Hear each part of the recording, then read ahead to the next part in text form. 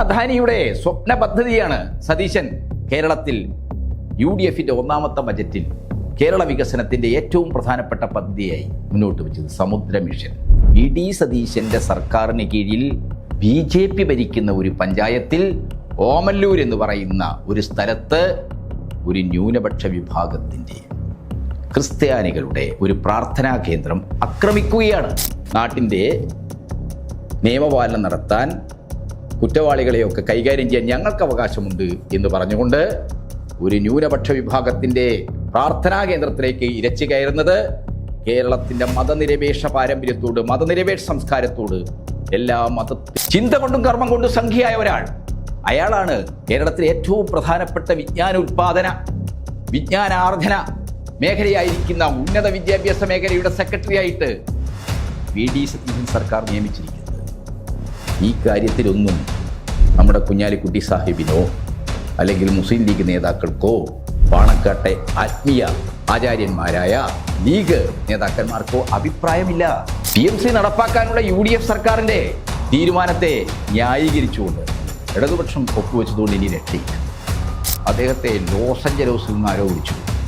എന്നിട്ട് അവർ ചോദിക്കുകയാണ് ഈ വർഷത്തെ പെൻഷൻ കിട്ടിയില്ല എന്ന്. എന്നിട്ട് അദ്ദേഹം പറയുക വളരെ നാടകീയമായിട്ട് അദ്ദേഹത്തിന് അഭിനയത്തിനുള്ള എന്തെങ്കിലും അവാർഡ് കൊടുക്കേണ്ടി വരും.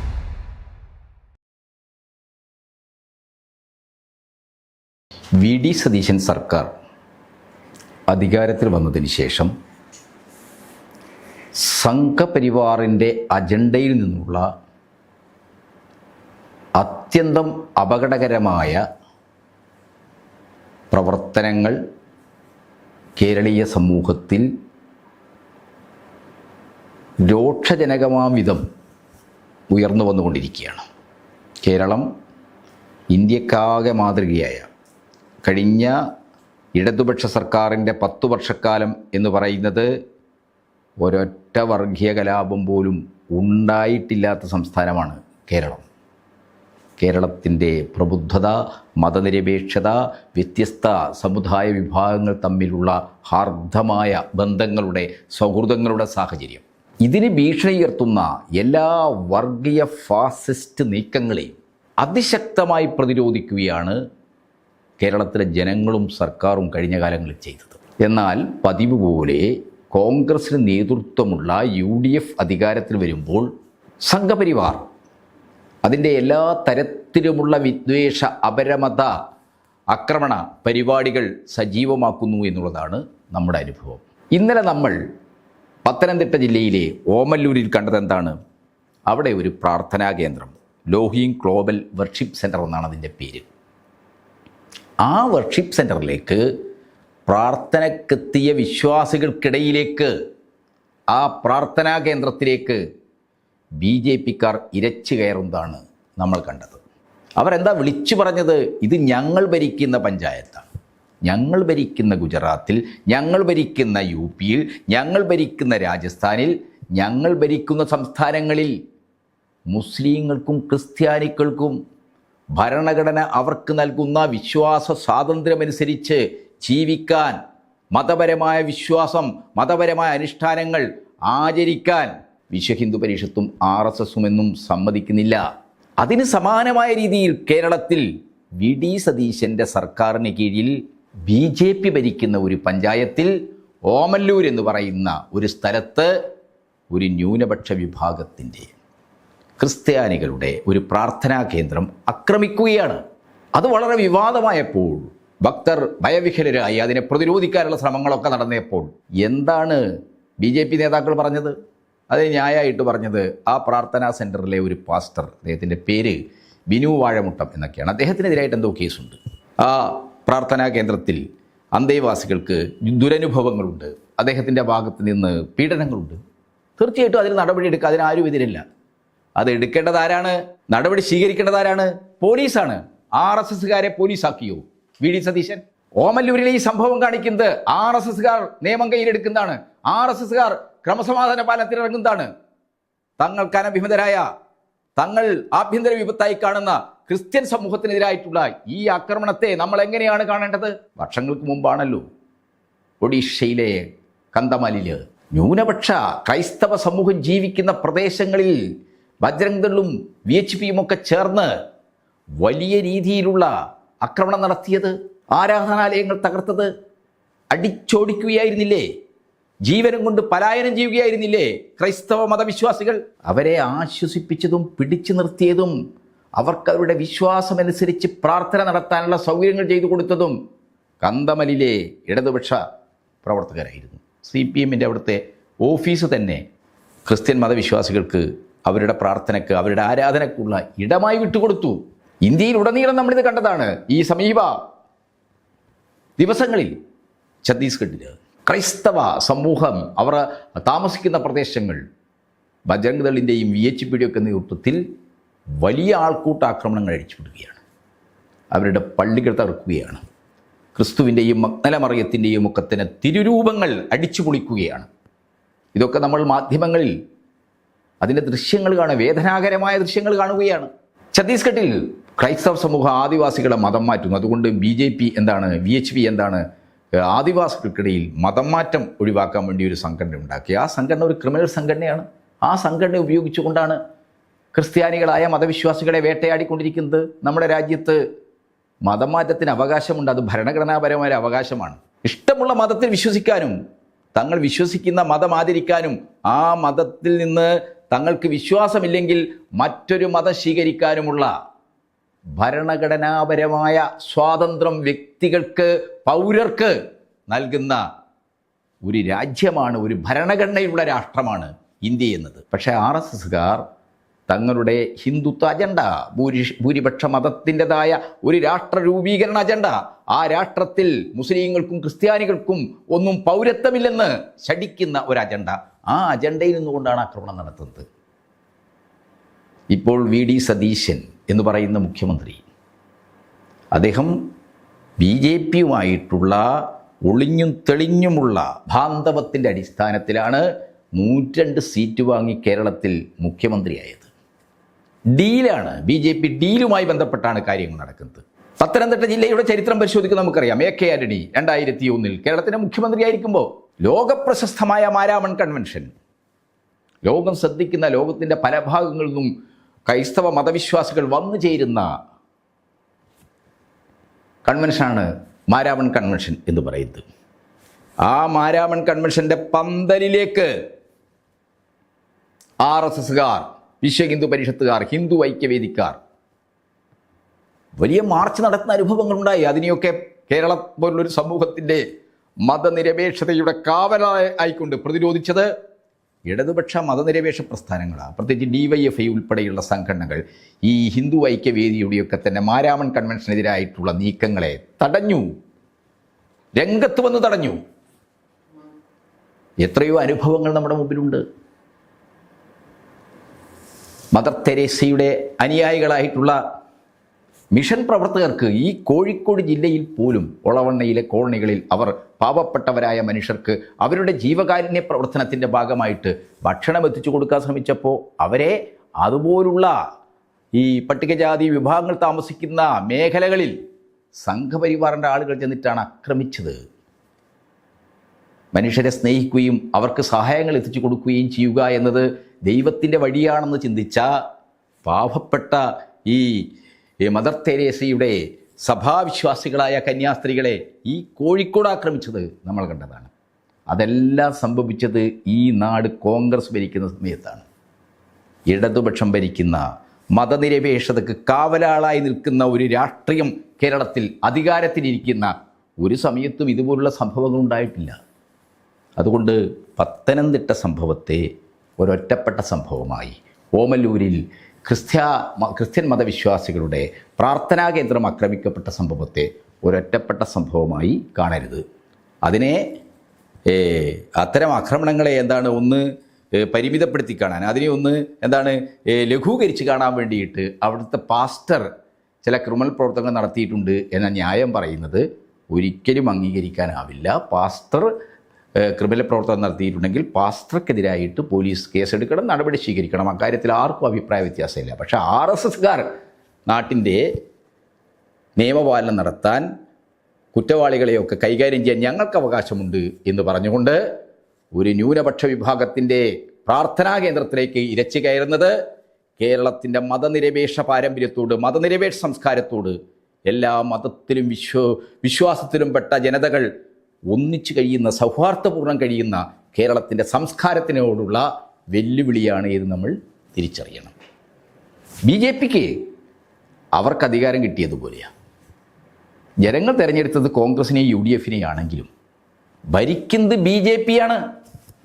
നമ്മൾ കണ്ടില്ലേ, കേരളത്തിലെ സർവകലാശാലകളിൽ, പ്രത്യേകിച്ച് MG സർവകലാശാലയിലെ സിൻഡിക്കേറ്റിലേക്ക് ഗവർണർ നേരിട്ട് 19ഓളം സംഘവിചാരകന്മാരെ, സംഘികളെ നോമിനേറ്റ് ചെയ്യുകയാണ്.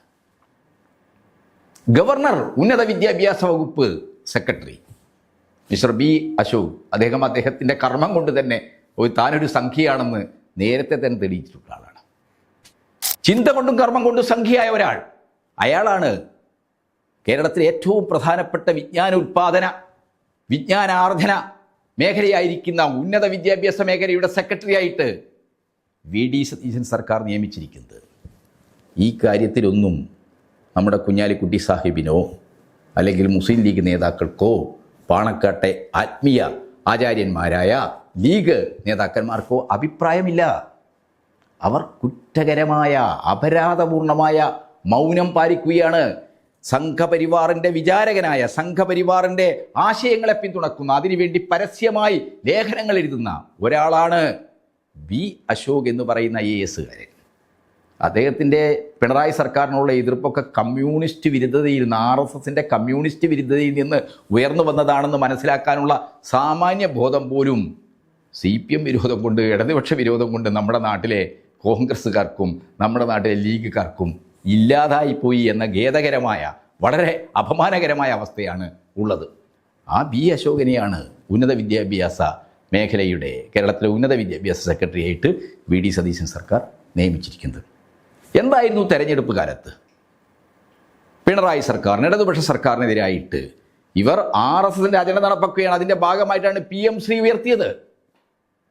ഒരു കാര്യം തീർച്ചയായിട്ടും ഇടതുപക്ഷത്തിന് ഇക്കാര്യത്തിൽ ഒരു ജാഗ്രത കുറവ് വന്നിട്ടുണ്ട്. അത് ഇടതുപക്ഷം സ്വയംവിമർശനപരമായി കണ്ട കാര്യമാണ്. ഇടതുപക്ഷത്തിൻ്റെ അംഗീകൃത നയത്തിന് വ്യത്യസ്തമാണ്, അതിൽ നിന്നുള്ള വ്യതിയാനമാണ് കേന്ദ്ര സർക്കാരിൻ്റെ PM ശ്രീ അത് നടപ്പാക്കാമെന്ന ഒരു മെമ്മോറാണ്ടം ഓഫ് അണ്ടർസ്റ്റാൻഡിങ്ങിൽ ഒപ്പുവെക്കുന്നത്. അത് ഏത് സമ്മർദ്ദത്തിൻ്റെ പേരിലായാലും പാടില്ലായിരുന്നു. അതുകൊണ്ടാണ് PM ശ്രീയിൽ SSK ഫണ്ട് തടഞ്ഞു നിർത്തിക്കൊണ്ട് കേന്ദ്ര സർക്കാർ സമ്മർദ്ദം ചെലുത്തിയപ്പോൾ അന്നത്തെ ഇടതുപക്ഷ സർക്കാരിൻ്റെ വിദ്യാഭ്യാസ വകുപ്പ് ആ ഫണ്ട് കിട്ടാൻ PM ശ്രീയിൽ ഒപ്പുവെച്ചാൽ കഴിയും എന്ന വളരെ ലളിതമായ ഒരു യുക്തിയിൽ അതിൽ ഒപ്പുവെച്ചത്. പക്ഷെ അത് വലിയ വിമർശനം കേരളീയ സമൂഹത്തിൽ ഉയർന്നു വന്നു, ഇടതുപക്ഷ പ്രസ്ഥാനത്തിനകത്ത് ഉയർത്തു വന്നു. അതിൻ്റെ അടിസ്ഥാനത്തിൽ എന്താണ്, ആ MIU ഇടതുപക്ഷം റദ്ദ് ചെയ്താൽ ഫ്രീസ് ചെയ്തിരിക്കുകയാണ്. ഇപ്പം എന്താണ്, പച്ച നുണ പറഞ്ഞുകൊണ്ടാണ് സതീശനും കുഞ്ഞാലിക്കുട്ടിയും KM ഷാജിയും ഒക്കെ PM ശ്രീ നടപ്പാക്കാനുള്ള UDF സർക്കാരിൻ്റെ തീരുമാനത്തെ ന്യായീകരിച്ചുകൊണ്ട് ഇടതുപക്ഷം ഒപ്പുവെച്ചതുകൊണ്ട് ഇനി രക്ഷയില്ല. ഇടതുപക്ഷം ആ കരാറിൽ ഒപ്പുവെച്ചത് മെമ്മോറാണ്ടം ഓഫ് അണ്ടർസ്റ്റാൻഡിങ്ങിൽ ഒപ്പുവെച്ചു. മെമ്മോറാണ്ടം ഓഫ് അണ്ടർസ്റ്റാൻഡിംഗ് എന്ന് പറഞ്ഞാൽ ഈ കരാറ് നടപ്പാക്കുന്നതുമായി ബന്ധപ്പെട്ട ധാരണയാണ്. ആ ധാരണ മറ്റ് നിരവധി നടപടിക്രമങ്ങൾക്ക് ശേഷമാണ് തീരുമാനമായി മാറുക. പക്ഷേ ആ MOUവിൽ നിന്ന് ഇടതുപക്ഷം പിന്മാറുകയും ഞങ്ങളത് നടപ്പാക്കാൻ തയ്യാറില്ലെന്ന് കേന്ദ്ര സർക്കാരിന് കത്ത് കൊടുക്കുകയും ചെയ്ത, ഫ്രീസ് ചെയ്താണ്. UDF അധികാരത്തിൽ വന്നതിന് ശേഷം യാതൊരു ആലോചനയുമില്ലാതെ ഏകപക്ഷീയമായി PM ശ്രീ നടപ്പാക്കാൻ സമ്മതിച്ചു. എന്നിട്ട് ഇടതുപക്ഷം ഒപ്പുവെച്ചതാണെന്ന് പച്ചനുണ പറഞ്ഞുകൊണ്ടിരിക്കുകയാണ്. ഇടതുപക്ഷം ഒരു നയാ പൈസ പോലും PM ശ്രീയുമായി ബന്ധപ്പെട്ട് കേന്ദ്ര സർക്കാരിന് സ്വീകരിച്ചിട്ടില്ല. SSK ഫണ്ട്, തടഞ്ഞു വെച്ച SSK ഫണ്ടിലെ 90 കോടി മാത്രമാണ് സ്വീകരിച്ചത്. 770 കോടിയിൽ 90 കോടി മാത്രമാണ് ഇടതുപക്ഷം സ്വീകരിച്ചത്. എന്നിട്ട് നുണ പറഞ്ഞിട്ട് എന്താണ്, PM ശ്രീയിൽ ഒപ്പുവെക്കുക. തെരഞ്ഞെടുപ്പ് കാലത്ത് തങ്ങൾ എന്താണ് പറഞ്ഞതെന്ന് ലീഗ് നേതാക്കന്മാരും കോൺഗ്രസ് നേതാക്കന്മാരും മറന്നുപോയിരിക്കുകയാണ്. തെരഞ്ഞെടുപ്പ് കാലത്തൊക്കെ പറഞ്ഞത് അത് ഞങ്ങൾ പ്രതിപക്ഷത്തായിരുന്നപ്പോൾ പറഞ്ഞതല്ലേ എന്ന വളരെ പരിഹാസ്യമായ യുക്തിയിൽ സംസാരിക്കുകയാണ് ലീഗിൻ്റെ നേതാക്കൾ, കോൺഗ്രസിൻ്റെ നേതാക്കൾ. ഞങ്ങൾ പ്രതിപക്ഷത്തായിരിക്കും അങ്ങനെ പലതും പറയുന്നു. ഭരിക്കുമ്പോൾ അങ്ങനെയാണോ ഇതൊക്കെ നടപ്പാക്കണ്ടേ? ഇത് കാര്യങ്ങൾ മനസ്സിലാക്കുന്ന കാര്യഗൗരവമുള്ള എല്ലാ മനുഷ്യർക്കും അറിയാം, സംഘപരിവാറിൻ്റെ അജണ്ട നടപ്പാക്കി കൊടുക്കുക എന്ന ധാരണയിലാണ് BJPയുമായി കേരളത്തിലെ 140 മണ്ഡലങ്ങളിലും UDF ധാരണയുണ്ടാക്കിയത്. തെരഞ്ഞെടുപ്പ് കാലത്തെ ഡീലിൻ്റെ അനിവാര്യമായ നിർബന്ധിതമായ ഉത്തരവാദിത്തമാണ് ഉന്നത വിദ്യാഭ്യാസ മേഖലയിൽ ഗവർണർ അഭിലഷിക്കുന്ന രീതിയിലുള്ള കാര്യങ്ങൾ നടത്തുക എന്നത്. അതേപോലെ തന്നെ PM ശ്രീ ഉൾപ്പെടെ നടപ്പാക്കി കേന്ദ്ര സർക്കാരിൻ്റെ ദേശീയ വിദ്യാഭ്യാസ നയത്തിൻ്റെ ഭാഗമായിട്ടുള്ള കാവ്യവൽക്കരണത്തിന് ആവശ്യമായ സൗകര്യം ചെയ്തു കൊടുക്കുക എന്നത്.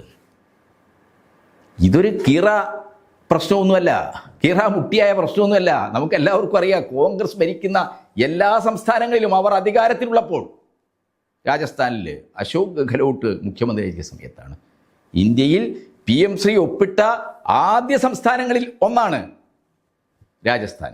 ഇപ്പോൾ തെലങ്കാനയിൽ രേവന്ത് റെഡ്ഡി ഭരിച്ചുകൊണ്ടിരിക്കുകയാണല്ലോ. ഈ തെരഞ്ഞെടുപ്പിൽ സതീശൻ്റെ പ്രചാരണ ക്യാമ്പയിന് നേതൃത്വം കൊടുത്ത ആളാണല്ലോ രേവന്ത് റെഡ്ഡി. ആ രേവന്ത് റെഡ്ഡി ഭരിക്കുന്ന തെലങ്കാനയിൽ PM ശ്രീ ഒപ്പുവെക്കുന്നുണ്ട്. അപ്പോൾ PM ശ്രീ ഒപ്പുവെക്കുന്ന വഴി കേന്ദ്ര സർക്കാരിൻ്റെ ഹിന്ദുത്വ പ്രബോധനത്തിന് വേണ്ടിയുള്ള RSSൻ്റെ താല്പര്യമനുസരിച്ചിട്ടുള്ള കാവ്യവൽക്കരണ അജണ്ട കേരളത്തിൽ നടപ്പാക്കാനാണ് പോകുന്നത്. കേരളീയ സമൂഹം, സെക്കുലർ സമൂഹം ഒന്നിച്ചു നിന്ന് ഇതിനെ പ്രതിരോധിക്കേണ്ടതുണ്ട്. ഇപ്പോൾ RSSൻ്റെ അജണ്ട എന്ന് പറയുന്നത് കോർപ്പറേറ്റ് അജണ്ട കൂടിയാണ്. RSS പൊതുമേഖലക്കും പ്ലാനിങ്ങിനും അതേപോലെ തന്നെ ജനോപകാരപ്രദമായ ക്ഷേമ പ്രവർത്തനങ്ങൾക്കുമൊക്കെ എതിരായിട്ടുള്ള ഒരു പ്രത്യയശാസ്ത്രത്തിൽ നിലകൊള്ളുന്ന, കടുത്ത മുതലാളിത്തത്തിൻ്റെ താല്പര്യങ്ങൾക്ക് വേണ്ടി നിലകൊള്ളുന്ന ഒരു സംഘടനയാണ്, ഒരു ഫാസിസ്റ്റ് ഓർഗനൈസേഷനാണ് RSS. RSSൻ്റെ ഇന്ത്യയിലെ ഖജാൻജി ആരാണെന്ന് ചോദിച്ചാൽ അതിന് ഉത്തരം മിസ്റ്റർ അദാനിയാണെന്നാണ്. നരേന്ദ്രമോദിയുടെ ക്രോണിയായി, ചങ്ങാതിയായി ഇന്ത്യയുടെ വ്യവസായ രംഗത്ത് വളർന്നു വന്ന, കഴിഞ്ഞ 2-3 ദശകങ്ങൾ കൊണ്ട് ലോകത്തിലെ തന്നെ അതിസമ്പന്ന കുത്തകയായി വളർന്നു വന്ന ഒരു കോർപ്പറേറ്റ് കമ്പനിയാണ് ഗൗതം അദാനിയുടേത്. VD സതീശൻ ഒന്നാമത്തെ ബജറ്റ് അവതരിപ്പിച്ചപ്പോൾ ആ ബജറ്റിലെ എല്ലാ നിർദ്ദേശങ്ങളും, കേരള വികസനവുമായി ബന്ധപ്പെട്ട എല്ലാ പദ്ധതികളും അദാനിയുടെ ഇംഗിതത്തിൽ നിന്ന്, അദാനിയുടെ താല്പര്യങ്ങളിൽ നിന്നുള്ളതാണ്. ലോകത്തിലെ തന്നെ പോർട്ടുകളുടെ രാജകുമാരനാണ് മിസ്റ്റർ ഗൗതം അദാനി. അദ്ദേഹത്തിൻ്റെ പുത്രൻ കരൺ അദാനിയാണ് മിസ്റ്റർ അദാനിയുടെ ഈ പോർട്ട് രംഗത്തെ ലോകതലത്തിൽ തന്നെയുള്ള വ്യവസായം നോക്കി നടത്തുന്നത്. കരൺ അദാനിയുടെ സ്വപ്ന പദ്ധതിയാണ് സതീശൻ കേരളത്തിൽ UDFൻ്റെ ഒന്നാമത്തെ ബജറ്റിൽ കേരള വികസനത്തിൻ്റെ ഏറ്റവും പ്രധാനപ്പെട്ട പദ്ധതിയായി മുന്നോട്ട് വെച്ചത്, സമുദ്ര മിഷൻ. അത് ബ്ലൂ ഇക്കണോമിയുമായി ബന്ധപ്പെട്ട കേന്ദ്ര സർക്കാർ അംഗീകരിച്ച ബ്ലൂ ഇക്കണോമി നയമുണ്ടല്ലോ, ആ ബ്ലൂ ഇക്കണോമി നയത്തിൻ്റെ ഭാഗമായിട്ടുള്ളതാണ് മിസ്റ്റർ സതീശൻ കേരളത്തിൻ്റെ 590 കിലോമീറ്റർ ദൈർഘ്യമുള്ള തീരപ്രദേശങ്ങളാകെ സമുദ്ര മിഷൻ എന്ന് പറയുന്ന ഒരു പ്രത്യേക പദ്ധതി ഉൾപ്പെടുത്തി നമ്മുടെ കടലും തുറമുഖങ്ങളുമെല്ലാം അദാനിയെ ഏൽപ്പിക്കുകയാണ്. സതീശൻ്റെ ഒന്നാമത്തെ ബജറ്റിലെ ഏറ്റവും പ്രധാനപ്പെട്ട നിർദ്ദേശം എന്ന് പറയുന്നത് കേരളത്തെ ഒരു തുറമുഖ ഹബ്ബാക്കും എന്നുള്ളതാണ്.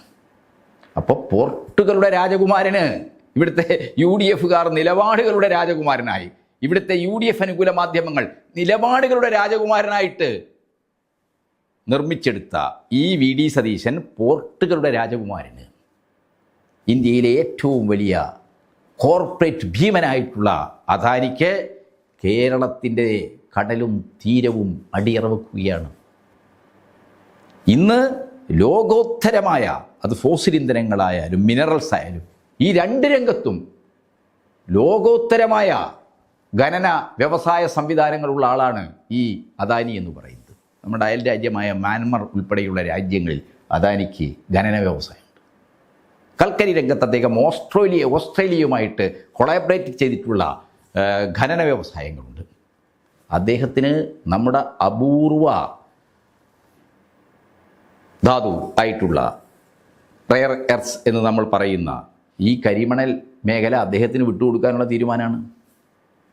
അതിൻ്റെ ഭാഗമായിട്ടാണ് റെയർ എർത്ത്സുമായി ബന്ധപ്പെട്ടുകൊണ്ടുള്ള ചില ഇക്കണോമിക് കോറിഡോർ സംവിധാനങ്ങൾ നിർദ്ദേശിച്ചിരിക്കുന്നത്. ഇടതുപക്ഷം കേരളം ഭരിച്ചിരുന്ന സമയങ്ങളെല്ലാം ഒരു സംശയത്തിനും ഇവിടെ നൽകാത്ത രീതിയിൽ വ്യക്തമാക്കിയിട്ടുണ്ട്. ഈ കരിമണൽ പോലെ തോറിയം ഉൾപ്പെടെയുള്ള ഇൽമിനേറ്റ് മോണോസൈറ്റ് ഉൾപ്പെടെയുള്ള അപൂർവ ലോഹങ്ങളുടെ ഈ ശേഖരം, അതുമായി ബന്ധപ്പെട്ട വ്യവസായങ്ങൾ ഒരു കാരണവശാലും സ്വകാര്യ മേഖലയിൽ, ഇത് നാടൻ മുതലാളിമാരാകട്ടെ വിദേശ മുതലാളിമാരാവട്ടെ, സ്വകാര്യ മേഖലയിൽ പാടില്ല എന്നുള്ളത് 2011 ഉമ്മൻചാണ്ടി സർക്കാരിലെ വ്യവസായ മന്ത്രിയായിരുന്ന കുഞ്ഞാലിക്കുട്ടി റെയർ എർത്ത്സ് രംഗത്ത് സ്വകാര്യ മൂലധനം അനുവദിച്ചുകൊണ്ടുള്ള തീരുമാനമെടുത്തപ്പോൾ, അതിനുവേണ്ടിയുള്ള നടപടികൾ ആരംഭിച്ചപ്പോൾ അതിശക്തമായ ഇടതുപക്ഷം എതിർത്തിട്ടുണ്ട്. കേരളത്തിലെ എല്ലാ തൊഴിലാളി യൂണിയനുകളും എതിർത്തിട്ടുണ്ട്. എൻ്റെ ഓർമ്മ ശരിയാണെങ്കിൽ INTUC ഉൾപ്പെടെയുള്ള സംഘടനകൾ അതിനെതിരായിട്ട് രംഗത്ത് വന്നിട്ടുണ്ട്.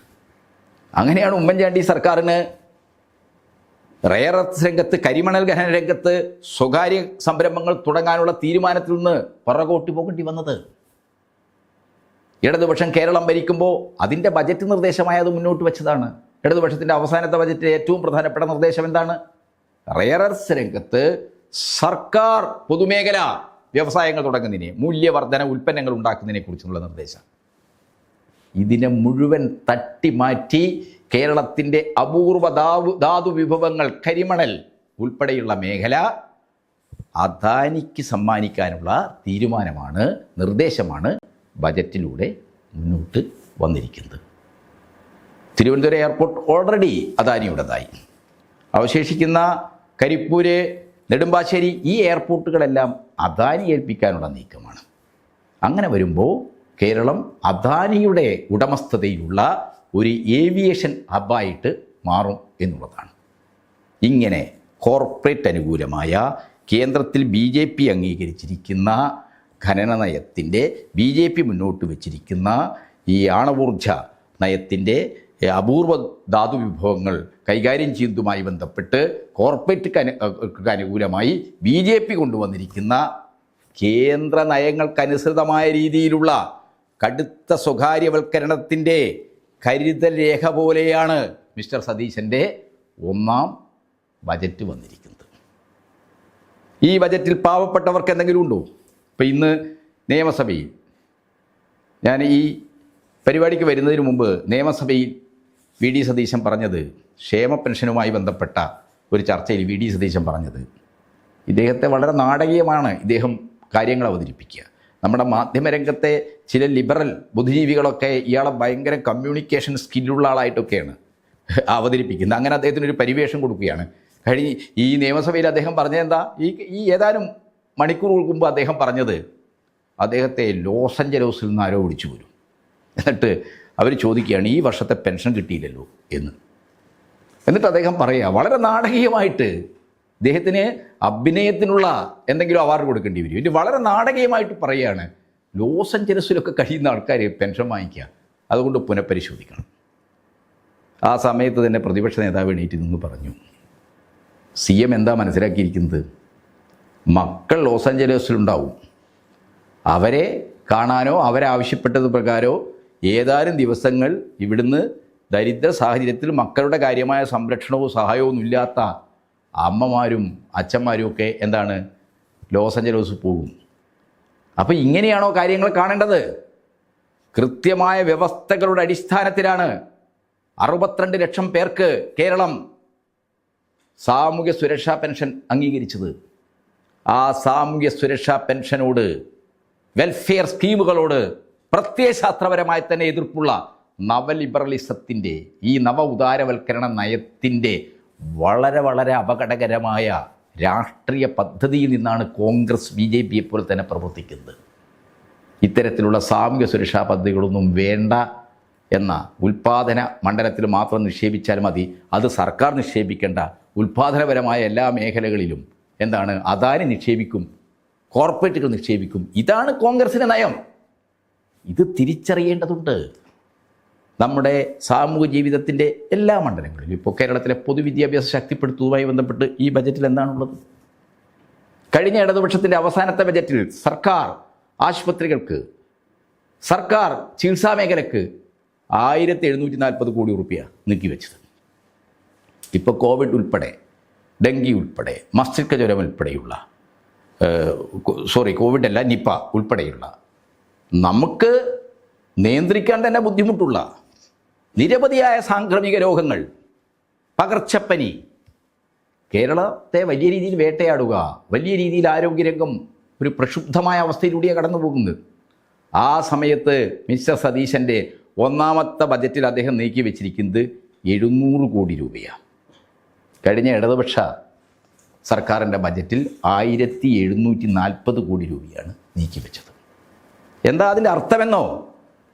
സർക്കാർ ആശുപത്രികളിൽ, പൊതുജനാരോഗ്യ രംഗത്ത് പണം ചെലവാക്കുന്നത്, പണം നിക്ഷേപിക്കുന്നത് ശരിയല്ല എന്ന നിലപാട്, എന്ന അങ്ങേയറ്റം നിയോ ലിബറലായ വലതുപക്ഷവാദപരമായ ആ നിലപാടിലാണ് കോൺഗ്രസ് പാർട്ടി, UDF ഉള്ളത്.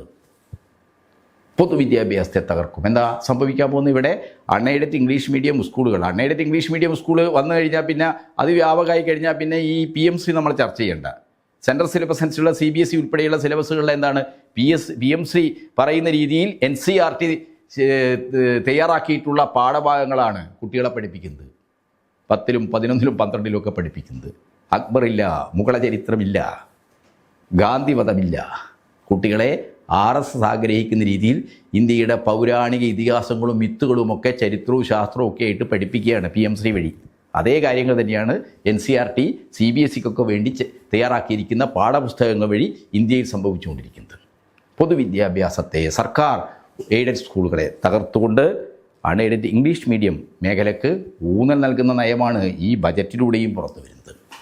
അതുകൊണ്ട് കോൺഗ്രസ് BJP ബന്ധത്തിൻ്റെ വളരെ അപകടകരമായ ഒരു ചരിത്രസന്ധിയിലാണ് കേരളം എത്തി നിൽക്കുന്നത് എന്ന് എല്ലാവരും മനസ്സിലാക്കണം. BJPയുടെ കോർപ്പറേറ്റ് അനുകൂലമായ വർഗീയമായ അജണ്ട എല്ലാ വികസന രംഗത്തും, വിദ്യാഭ്യാസ രംഗത്തും, പ്രത്യേകിച്ച് സർവകലാശാല വിദ്യാഭ്യാസ രംഗത്തുമൊക്കെ അടിച്ചേൽപ്പിക്കുന്ന അവസ്ഥയിലേക്കാണ് കാര്യങ്ങൾ എത്തിച്ചേർന്നിരിക്കുന്നത്.